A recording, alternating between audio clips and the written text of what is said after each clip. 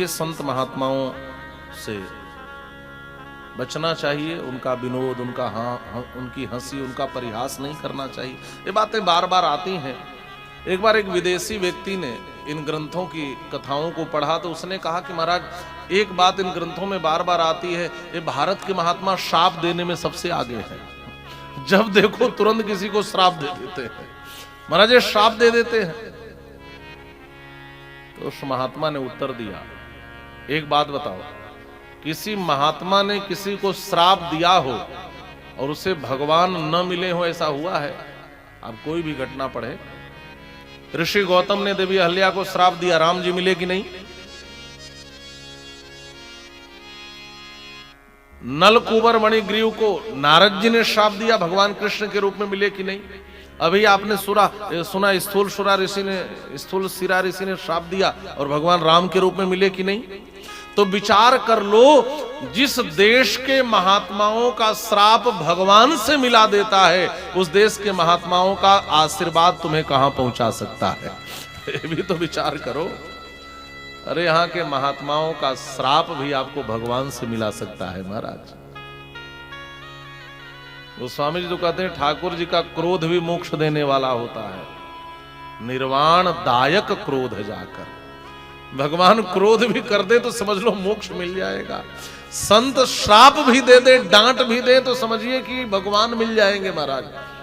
भारत के संतों के श्राप में इतनी शक्ति है जो जीव को ईश्वर से मिला देती है, और किसी पर प्रसन्न हो जाए तो पता नहीं कहां पहुंचा सकते हैं। अस्तु कबंध का उद्धार करके भगवान आगे बढ़े और क्रौंचारण्य पार किया, और क्रौंचारण्य के बाद भगवान मतंग वन में पहुंचे।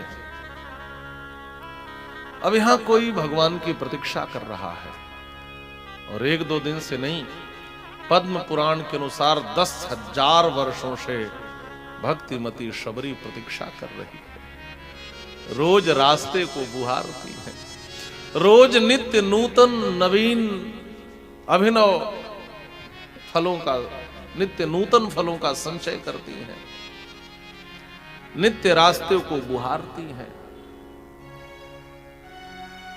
और रोज बैठकर प्रतीक्षा करती हैं, राघव कब आओगे, कब आओगे। अवांतर ग्रंथों में इनकी भी बड़ी प्यारी कथा मिलती है। पिछले जन्म की ये भी महारानी थी। माघ मेला प्रयाग में स्नान करने के लिए आई, राजा साहब के साथ आई हैं, पालकी से उतरी हैं प्रयाग के माघ मेला में, और जैसे उतर करके शिविर में गई वैसे संतों के कीर्तन की ध्वनि सुनाई दी। चारों तरफ संतों के द्वारा कीर्तन हो रहा था। महारानी के मन में आया, मैं भी इन संतों की टोली में शामिल हो जाऊं, मैं भी भगवान नाम का आश्रय लूं, और मैं भी जरा आनंद विह्वल हो जाऊं। महाराज संत कीर्तन करते हैं, भक्ति का अपना ही रंग है।